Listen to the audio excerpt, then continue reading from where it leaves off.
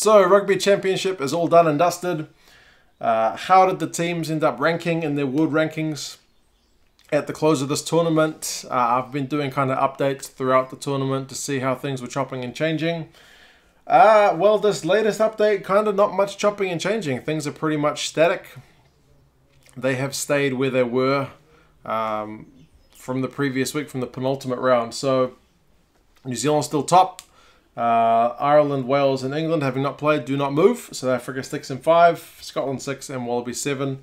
Argentina, I think are 9th. Yep, Argentina are 9th.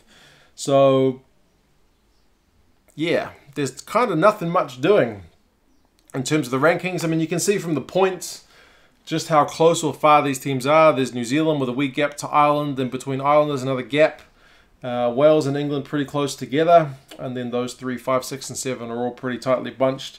Just for reference, France are 8th on 79.1, so again there's a little bit of a gap. Argentina just behind them on 78.01, and then we get to the likes of Fiji at 10, Japan 11, Tonga 12, Georgia 13, Italy 14, USA 15, so that kind of rounds out the top kind of bunch of teams. And yeah, but nothing really doing with the rankings, so we now kind of switch our attention to the autumn or spring or November or however you want to call it, the internationals. I've had a look at the fixture list, and I will put those fixtures down in the description so you guys can have a look. There are some pretty interesting looking fixtures there, especially because as I've been doing these videos on the rankings, you know, you often get those comments that this team is actually should be lower than that team. This team should be a lot higher. Well, a lot of it was kind of theoretical with the northern teams either on holiday or just starting their season, but now we actually get to see them kind of meet head to head to see where the team's strength really lies, to see who is actually better than who. I'll just go through some of the fixtures, and of course as the weeks go by in these November games, some of the rankings may change, but right now there are some fixtures which in terms of number look really tasty. Like the first week you've got England and South Africa playing, so that's teams 4 and 5. Yeah, I mean, just rematch from the tour in June, and yeah, just in terms of those places, a lot of Box supporters with the form they're in under Rassi thinking that they should be higher. I guess if they can win that game, they will get more support in that regard. Georgia and Italy are playing in the second week. That's teams 14 and 13, so Italy 14, Georgia 13. Georgia obviously always trying to put their hand up to get a bit more attention, a bit more love from World Rugby, so I guess an away win over Italy couldn't hurt in that regard. I've also circled Wales against Australia, even though it is teams 3 against teams 7, so on the rankings it doesn't look like, you know, as much of an interesting one as 4 and 5, but obviously whenever Wales are playing the Wallabies, it's going to be an interesting one. But what I do find kind of extra interesting about this is Wales are kind of on that riding high on good form. At least they were in June. They currently got loads of depth in that in those Welsh playing stocks. 3rd in the world, just playing outstanding. And from what we've seen some of the guys doing at Cardiff the other day, a lot of players in really good form. And then you got Australia, who came within a game of finishing last in the Rugby Championship, not having the best time.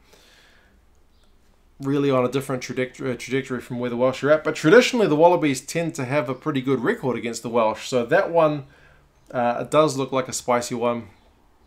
It could be an interesting one just in terms of an upset on the cards.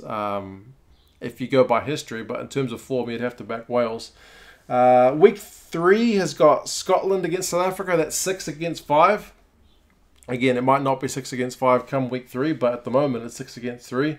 I know a lot of Scottish fans, when I did that video on the World Cup betting odds, kind of saying, hey, what about us? I guess we'll see what about you in November.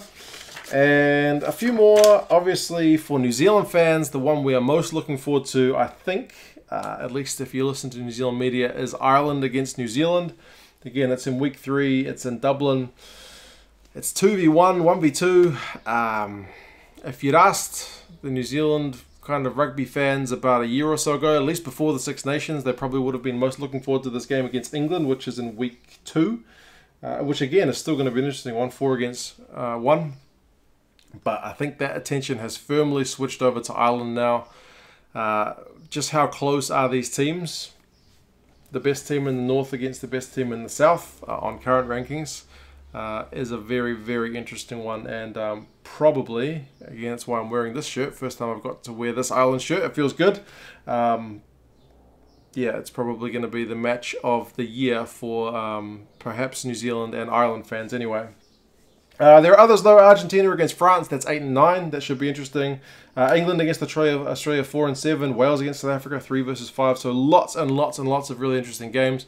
Again, there's a few which should kind of be mismatches, like New Zealand are playing Italy and New Zealand are playing Japan, but they are playing.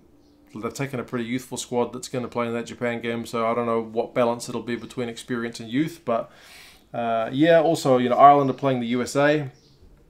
So perhaps another one of those games that's due to more about, I mean, obviously it's good to give the American audience top tier teams coming over, but also to build the game over in America, get a bit of revenue is always helpful. England are playing Japan as well, Twickenham. So some of the countries we don't usually see matched up on these tours are getting games, which is also good to see. Fiji over in Scotland, Tonga's playing Wales. So there's a good mix of tier 1 and tier 2 teams on this kind of November set of fixtures. So yes, we finally get to see where these teams are at come November. As I said, you guys have a look in the comments about, not the comments, in the fixture, the description for the fixtures that are coming up.